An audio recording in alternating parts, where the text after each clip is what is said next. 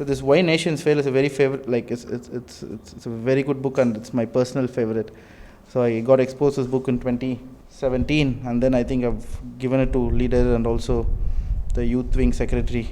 Also, whoever possible, I'm just giving this book because I think it's one of the best work ever done on why some countries develop and some countries do not. It's written by Ashmoglu and then James Robinson. Both of them are professors in MIT, Massachusetts Institute of Technology.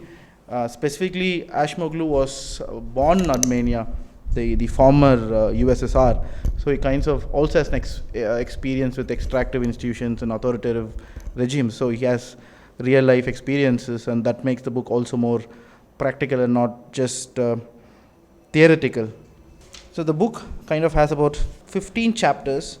The first one talks about so close yet so different. It talks about why two countries, neighbors to each other, one is prosperous, one is not. And then second talks about why certain theories do not work, right? They tell poor countries are not poor because of geography or culture, or also not because of the leader, but because of institutions. And third chapter goes into prosperity and poverty. So what makes prosperity, what makes certain country prosperous, and what makes certain countries be poor.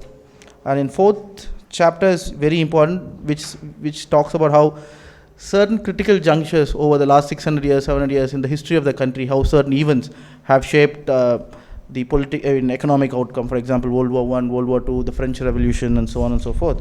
And then if you go to the chapter 5, it talks about how does growth in extractive institution work. Mainly they talk about Russia, why Russia was a hope and it fell apart.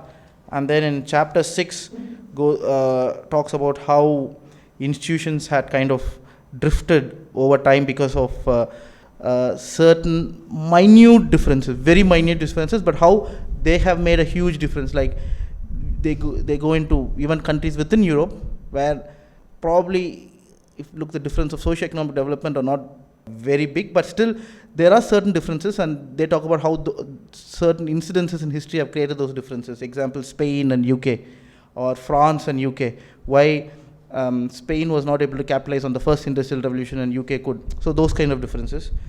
And then chapter 9 talks about how reversing development, why certain countries have always, they've been ahead of time, but then they started stagnating. Why, how did that happen? And then why there's, chapter 10 talks about why there is a concentration of wealth in certain countries, and certain countries the growth is inclusive. And then 11 is about virtuous cycle, how elites determine the outcome and how you can stop it. And then 13 talks about why countries fail today, why some countries have been successful earlier, but now currently why are they failing. And then chapter 15 talks about why aids do not help, like aid to poor country or pumping money into poor country, why it does not help. So the book starts with this. The book starts with two examples, North Korea and South Korea, right? So if you look North Korea in the night and South Korea in the night, you look North Korea is completely dark and South Korea is completely bright. So how did it happen? Which means that there's no light in North Korea. Unless North Koreans voluntarily are not turning on electricity. Like everyone have decided that they only use candles and they will save electricity and they're not going to go out at night. The only plausible explanation could be that there is no electricity in North Korea. People, or rather, there is no access to electricity in North Korea. And South Korea, the economic activity is buzzing throughout and there is 100% access to electricity.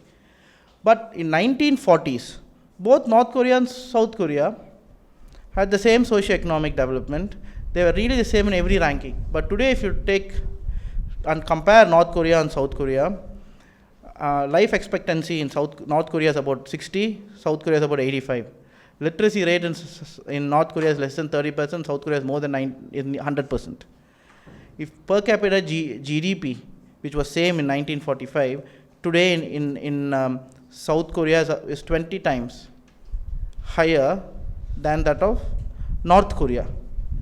So what made the difference? So what made the difference is the differences in institutions. When North and South divided, North became an authoritative regime where the institutions became extractive and there was no private property. The country was running for one regime controlled by one family, and there is no private property, no court of law, nothing. So there were no incentives for people. But South Korea, on the other hand, what happened after 1945? The institutions became inclusive. Inclusive in the sense, what I mean is, there was private property, and there was free market. And the rule of law was enabled. So you work hard, you study hard, you work hard, you invent something, and then you reap the benefits. Another example is USA and Mexico. Let's go to the border town in the US with Mexico. Just let's compare. It's only 5 kilometers. There's a border, and then this side is USA, this side is Mexico. You compare the difference between this town in Mexico and the town in the US. If you look, every metric you take, per capita GDP is again 20-30 times different. US is 30 times higher, literacy rate, everything.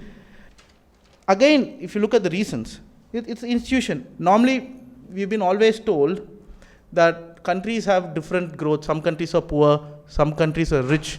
Is probably because of their geographical location, or sometimes it's been also told it's because of culture. It's also told it's because of race. It's because of religion. But in this book, it clearly says it's none of that, because you see neighboring countries do badly. Same religion, North Korea, South Korea, there's no cultural difference, there is no difference in religion, there is no difference in location, there is no difference in climate, there is no difference in nothing. But under 1945, they're all the same. So what made the difference was only the institutions and how the country have been organized. So what do I mean by institutions? What is an institution? So by mentioning institutions, what do I mean by an institution? Institution of collection of people coming together, forming an organization, or with a common goal, objective, working towards. If I do it myself, it's individual. If 20, 30 of us, we come together and we have set of rules, and then we work towards a common goal. All the parts of the group working towards this common goal can be So the institutions they refer here is more so to the governmental institutions like the judiciary, like so by judiciary what I mean, or the police is an institution. So what is the difference between, let's say, the police in the US, the United States of America, and then let's say police in Congo, right? If you're a president's daughter in the US and a president's daughter in Congo, you are caught on drunken drive.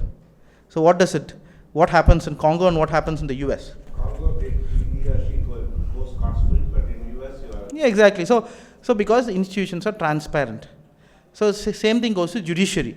What is the major difference between India and the USA or developing countries and developed world is judiciary is an institution.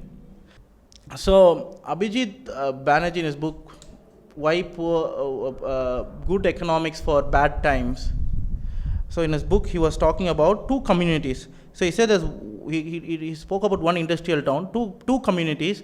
So he said one community had a lot of capital, other community did not have capital, but the community with capital started a business.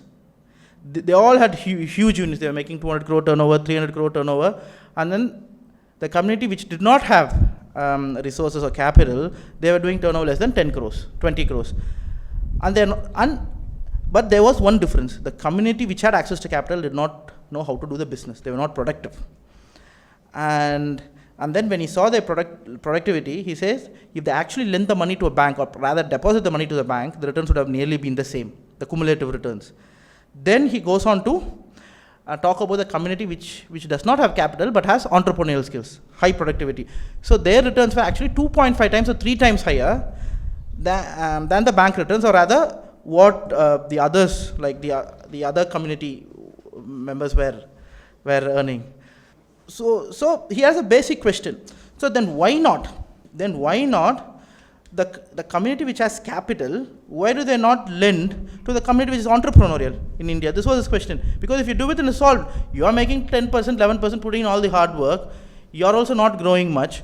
But this community which makes, let's say, 30% return, 35% return, they are not able to grow because they don't have access to capital. And again, here banks are working in a very rudimentary manner in which you need to have assets to actually get capital. So why? Why can't they lend? There's lack of trust. Why is there lack of trust? There are many other reasons, but one major reason is the judiciary here cannot enforce contract. You lend 20 crores to someone, he doesn't pay back. If you go to a court to enforce that contract, how long would it take? Or anything, you go to a court, civil case. So that's why agreements in many of the countries, developing countries, do not matter because the judiciary do not work how they should. In the US, on the contrary, if the agreement says 30 days it's payable, if this is violated, it has to be done in 30 days. If not, verdict will come in another within 2 months. You'll have to face the law. So these institutions are transparent. For example, maybe I was told I shouldn't be political, but still I'll give an example. In India, how are the institutions working right now? Right? Let me talk about the Enforcement Directorate.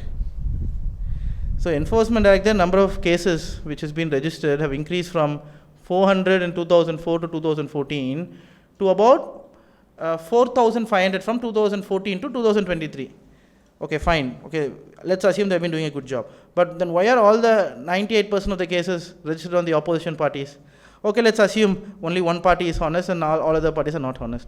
Then why is that one politician, when he was in a party opposition to BJP, arrested by ED, then he joins BJP, then he is acquitted, then he goes back to a party that is in opposition to the BJP, then again ED files a case. So what does it mean? So it clearly means that ED as an organization, as an institution, is not transparent. It works rather in a non-transparent manner. So what does it imply? It means that if you are close to the power, then you can have the rules of the game tweaked. Right? So as simply as that, it depends on who you are. That's how even the court cases are. If you look at the number of convicts in Indian, so I'll be apolitical here. If you look at the number of prisoners in Indian prison, about 75% are under trial. Out of the 75% under trial, 98% belong to ST/SC community and in the bottom 40 income percentile. One of the reasons could also possibly be that, okay, they don't have access to lawyers. But the major reason is connections, network. So that clearly says that institutions are arbitrary. So when institutions are arbitrary, countries do not grow. And if you look at really poor countries, they're absolutely arbitrary. And if you look extremely developed, Norway, for example, is the most, if you look at highest per capita income, any metric you take, socio-economic development, law and order, ranks number, any metric, and has the most inclusive institutions. And the book also talks about one very, very interesting story. We all know where Steve Jobs is from. Where was he originally from? Syria. So, if Steve Jobs have lived in Syria, same guy, right? He's not gone to the US. Do you think Apple would have come to light? Okay, there are several reasons for education, capital, and so on and so forth. But the primary reason is there is no incentive to innovate in countries where institutions do not work. Why doesn't innovations happen in Middle East? Why do you think innovations happen only in Western economics and more so in certain countries? Is because they have strong patent laws. I may have my personal concerns with the US, but US is an economic superpower. So many businesses have mushroomed there. It's because they were the first country in the world to invent patent laws. And these kind of things have a difference. And in fact, in this book, there's a very good example which surprised me because Switzerland is famous for watches, but not for heavy manufacturing. So, and the reasoning they gave was in Switzerland, patents were allowed for certain certain specific components and not for every component. So that is why they innovated to find things like high precision instruments and not, let's say, something like a car, because those cannot be patented. So the US came with the first patent law in the world, and the patent could be implemented. So let's say you come And let's say you're in a country in Middle East, you go develop a cure for a vaccine, or let's say you find, let's say for COVID you have developed a vaccine. What is the incentive? The incentive is the government will say, give it to me, or a technological innovation, right? Immediately the government will take it. Can anyone go and question them? No. So for any innovation also to happen, what is of profound importance is that the contract has to be implemented. And that is the reason why you have a Tesla, why you have a Uber, or if you look at 90% of the unicorns in the world are located in the US, is simply because of those institutions that will implement the contract, strong patent laws. So these are the small things that make a huge difference in a country's political growth. And there's another example which is related to this book, not in this book, but author of this book has come up with a research paper. He spoke about two countries, Norway and Nigeria. Nigerian diplomats posted in Norway, Norwegian diplomats posted in Nigeria. Norway is a country in which laws are followed rigorously. No one will deviate the norm, social norms. In Nigeria, we know how it works. Everyone will float the social norms or the law if they can. So diplomats as such do not pay traffic fines, but they wanted to see how their behavior works. So the Norwegian diplomats posted in Nigeria in the first 6 months or 1 year never violated any law, but that increased by 10%, 20%, 30%, 40% after 5 years. Norwegian diplomats behaved exactly like how a Nigerian, highly influential Nigerian there would behave. And Nigerian diplomats are violating laws.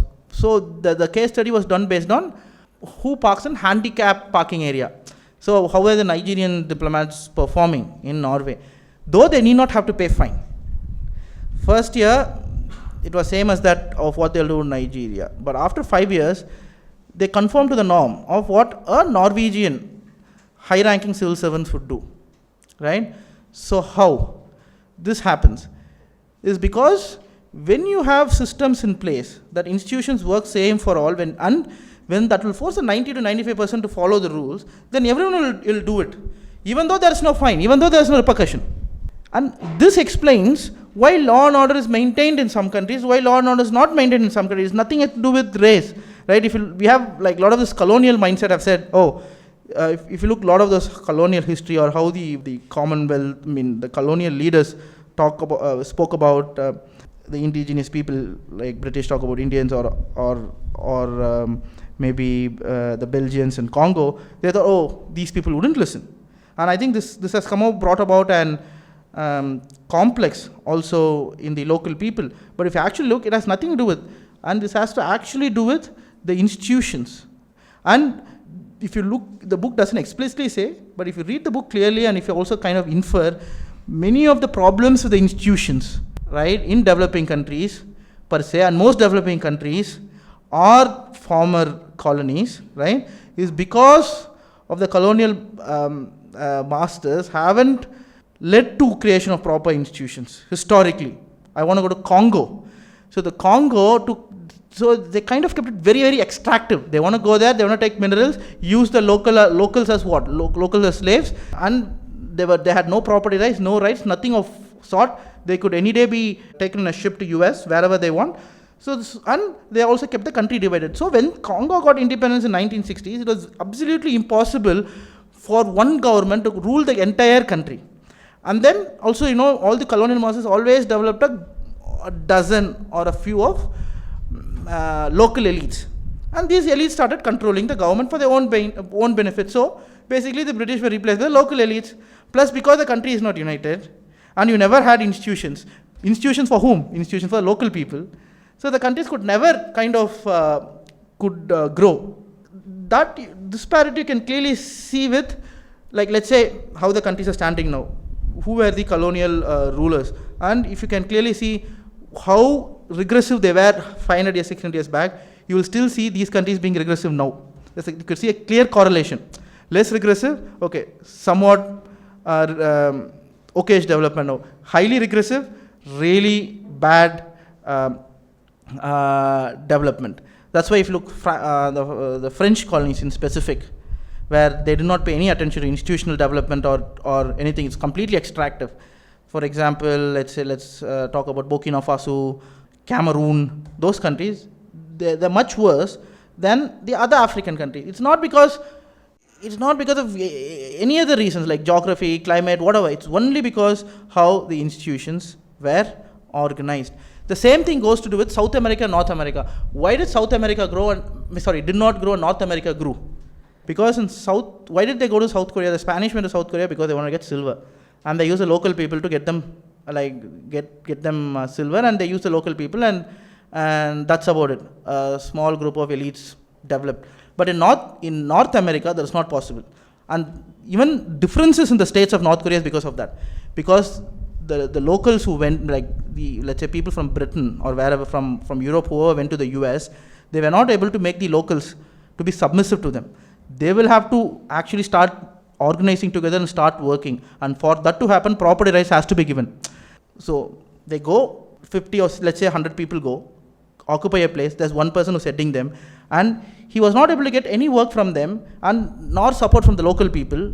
They were not cooperative, fewer in number. So what he has to do was, in order to survive, okay, you would get 60% of whatever you farm, remaining you give it to me. That's how it started. But when it came to South America, it was completely, the local people were, the indigenous people were completely cooperative, or rather submissive. So they kept getting what they wanted. So they did not want to give any property rights or any kind of benefits to them. So, but it was not possible in the US, in the North America. So that is the historical reason why US has better institutions even now, because they wanted the people to cooperate, the people who went with them, and they had to give them the benefits from then on in order to survive. Also, if you look in the 15th century, Ottoman Empire was doing as good as many of the countries of Europe. Like even if you compare the now Germany or now France, Ottoman Empire countries were doing much better. But you know why their growth stopped? It was simply because when printing press was invented in 1483, the Ottoman Empire said, no, we don't want printing press. They banned printing press for nearly 300 odd years. And that made a huge difference. Why did they not allow? Because they did not allow printing press for religious reasons. They thought, okay, it could decimate wrong information, or they might have a competitor, or they even thought they could not maintain discipline on the pupils. And because of that, they banned printing press. And that single incident took all these countries backward by many decades. So these small decisions have also made an impact on how countries perform. Another example, for example, plague. Plague created a catastrophe in Europe 300-400 years back. It nearly wiped out 50% of the population. But that has been the blessing in disguise for Europe, because until then, there was a king, right? The king has given the land to the aristocrats. Aristocrats used to have the local peasants, and the peasants were paid peanuts. So like 0.001%, like one king, 10-20 aristocrats, they manage the whole country.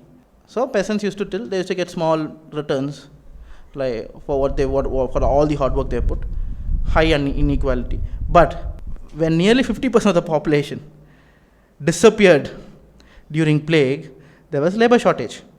And then these peasants were able to organize themselves together. And then what happened?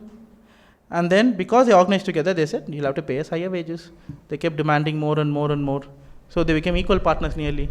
So that's why Europe became a more inclusive society. And this clearly shows the difference between Eastern Europe and Western Europe, and institutional difference between Eastern Europe and Western Europe, because when same plague affected also Eastern Europe, the peasants could not mobilize. Firstly, the death toll was 25%, not 50% there in East. And then the local aristocrats were able to have a stronger hold, and they were not united. So they could not organize themselves together, so they could not demand higher wages. So that is why if you look, East still is more unequal and less developed in compared to Western European countries. I'm talking about Bulgaria versus France, or Romania versus Germany. It's because of what happened 600 years back. And also, in first industrial revolution, Britain was the only country, or one of the countries, that benefited the most from first industrial revolution. And why did that happen? And why couldn't France or Spain benefit from it? Again, was because then the Queen, I think 1650, or the King, I'm not sure, but had financial crunch in comparison to the Spanish king or the French king. The British king or the queen was dependent on the parliament for the subsistence. So they had to go to the parliament for money. So the parliament started imposing conditions after conditions and conditions, which indirectly made the institution slightly inclusive, right? So people had property rights, and people knew if they are going to do business, they will get the returns. So because after invention of electricity and then the spinning wheel and so on and so forth, a lot of local entrepreneurs came. And because of that, the British used the first industrial revolution. And the same could not happen in Spain and France, was simply because the kings still had tight fist control, because they didn't have to go to the parliament for any form of support. This is another major difference of how, let's say, even a small reason such as where the crown had to go to the parliament or once or twice to have our financial needs met, can have a profound impact on our country's trajectory.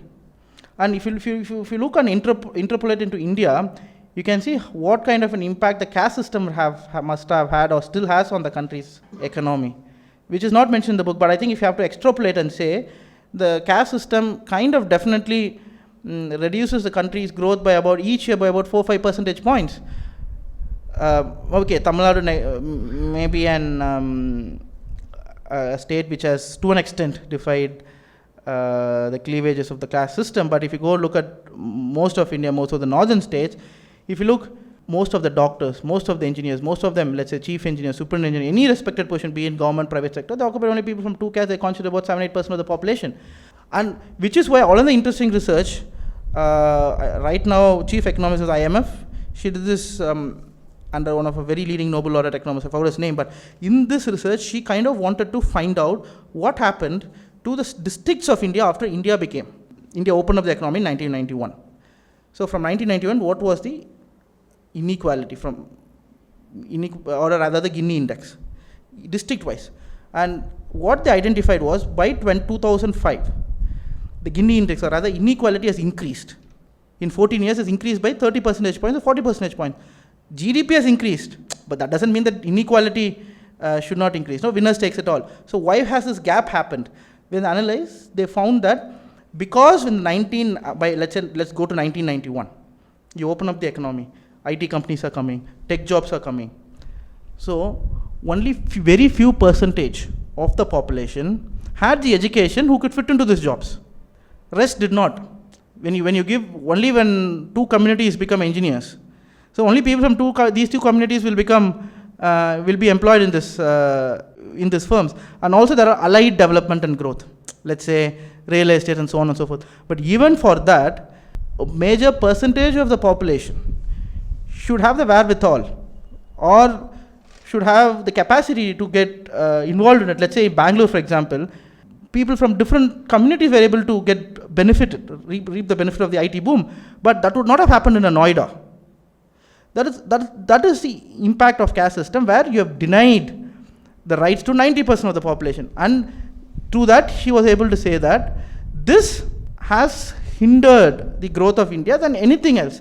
The one single thing, if you ask any economist who has worked on this, that is stopping or hindering or thwarting Indian growth, will be caste system. Because you are perpetuating inequality, you are not giving access to majority of the population. Even now, right, the quality of education is different. This is the reason why if you look in judiciary, if you go to any judiciary, higher judiciary, if you look, the justices, one or two communities, and this is the reason why even the under trials are from on the bottom communities. And apart from Tamil Nadu, if you go look at the startup founders, right, unicorns, what are their founder and their communities? The Indian CEOs in the US, what are their community? Right? Fortune 500 company Indian CEOs, or top 100 richest Indians, right? What are their community? It'll all be names which will be one or two communities, and that only 5% of the population. So basically the economy itself is running only for 5% of the population. So 95% is who? Right? So one topmost community representing about 2% of Tamil Nadu's population, right? I want to ask, what percentage of them are in prisoners under trials? It is nearly 0%. And what percentage of Muslims are under trials, languishing in prison for more than, you will see 25%, twice their strength in the Indian population. So how, these are the differences that we will have to work on to make a developed nation. When people say we want to make a country developed, it's only the GDP as a number that comes into play. And GDP most often is a misnomer. Okay, fine, GDP is one metric. It just talks about, okay, the country's economy was 100 rupees today. Next year it has become 200. Okay, it has doubled. But it doesn't say anything more than that. Let's say the country has 100 people. Each of them make 1 rupee. Right, example, hypothetically. And next year, everyone makes the same money, but one person alone makes 101 rupees. So the GDP of the country has doubled. But what does it mean for the 99% of the population? Nothing. Only 1%'s growth has increased by about a million %. The rest remain the same. And so that is when in this country presently a government only talks about GDP has hit this number, that number, which again is not true. But still, that does not say anything about a country's growth. See, if you're a poor student, you're scoring 20 out of 100 or 30 out of 100, and suddenly you score 45. Or let's say from 20 your score in math out of 100 has become 40. You have improved by 100%. Someone who's scoring 95, if he increases to 100, it's improved by what, about 4%, right? So 100% and 4%. But so a country that has been underperforming, the growth will always be high. So if you look at the country that has grown, is currently growing the fastest, will all be developing countries. So that cannot be the marker to say that the country is going to be a superpower. Or because the country is growing only by 1%. Most of the developed countries go by 1%, 1.5%. Norway's growth is 1.5, 1.75%. So that doesn't mean that country is not growing or country is going down. So that's not a marker. So what will say that country is becoming developed is, you can see how, let's say, the institutions have become more transparent in this country. The laws are the same for all. When people of all communities, right, feel same, they all have equal opportunities, equal access, then you can say the country is developing. But here what is happening is it's a complete opposite. And this is what that makes a difference across the world. I'm not just saying India, anywhere. So if you have a government which will do a majority versus minority politics, reduce social trust, reduce the ethos of pluralism, will a country grow? Of course it wouldn't. On a short term, you will say the growth will increase because every year the number will increase. Right? If you're buying products for 100 rupees, the inflation is 10%, the same product you have to buy for 110 rupees. So anyways, the GDP number will increase every year. It will naturally have to increase. But that does not mean anything. So that is exactly what is happening in India. As per the Oxfam report, they clearly say that 21 people in this country have the wealth equivalent to 80% of the population. That's point one. Point two, after COVID, 150 daily wage workers as well as farmers have committed suicide, 150 people per day. But at the same time, the income of the or rather the wealth of the top 100 billionaires have increased by 2,500 crores each day. So, because of that, you might say that the overall GDP has increased. But for the bottom 80% of the population, what has remained? Only suffering. So, the whole concept of how we argue development in itself is flawed. We need to be looking at different metrics, not just one GDP as a number. You have to look at how the society has become inclusive. And that is when I also feel the model that we have in Tamil Nadu, irrespective of parties, we have a very, very, very inclusive model. How the fruits for a Tamil Nadu right now was done 100 years back. by Justice Party and then by Dravida Kalagam. Both. When Justice Party had put laws on paper, Dravida Kalagam for 30-40 years played a role in which, right, a law, you make a law on paper, it's only a paper, but they put the thought into people's mind to bring about a paradigm shift, right, in their thinking. See, you can say, okay, equal access to women in property, but if women think, they won't go and ask. Or let's say anyone can become a doctor, but you always told one specific community that no, doctor is only for one community. They would not ask, okay, this is not. But you have to bring about a change in societal thought, which this movement did, and that is why also one research graph which I saw showed after 91 Tamil Nadu's per capita GDP increased much faster than rest of India. Until 1980s, UP and Tamil Nadu the same per capita GDP, but right now it's 3.5 times higher. It's also because of those differences in societal thought that we had brought about, apart from laws, and that's the reason why there have been mandal politics in the north. Still, the same effect that was made here was not able to be felt there, was because there was no unifying factor to unify all the leftover, all the OBC, STs and SCs. It was because there was no movement like that we had in Tamil Nadu to bring about a revolution. And this, I think we have to take it to people. We normally, most often, the youth today have here take it for granted. They think, okay, it's always been like this 200 years, 300 years, that's how it's all over the world. And that's why they fall prey to certain fake news mongers and so on and so forth. And before we can have a question answer, I also talk about Russia, right? From 1920s until 1980s, Russia was considered to be the next superpower. Even until 1978, I can remember a very leading economist said, Russia is the example for rest of the world. But Russia failed. Why? Simply again because of extractive institutions.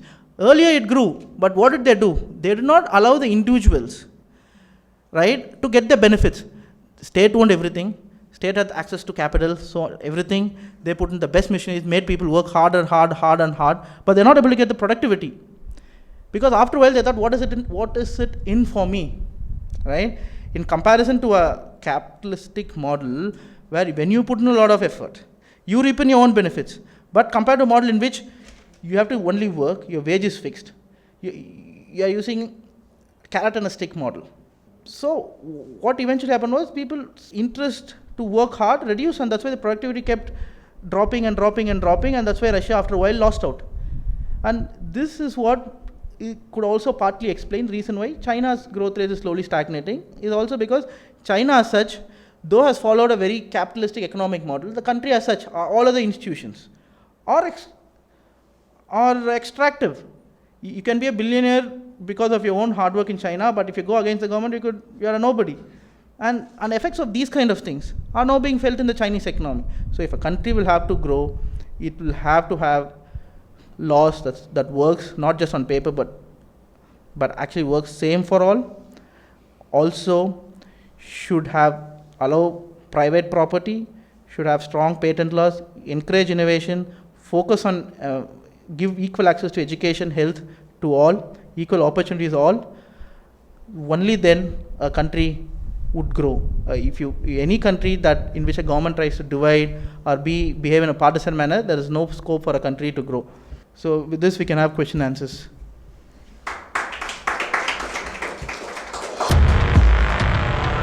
உன் கடவுளை விட, உன் சாஸ்திரத்தை விட, உன் முன்னோரை விட, உன் வெங்காயம் விளக்கமாத்தை விட, உன் அறிவு பெருசு, அதை சிந்தி.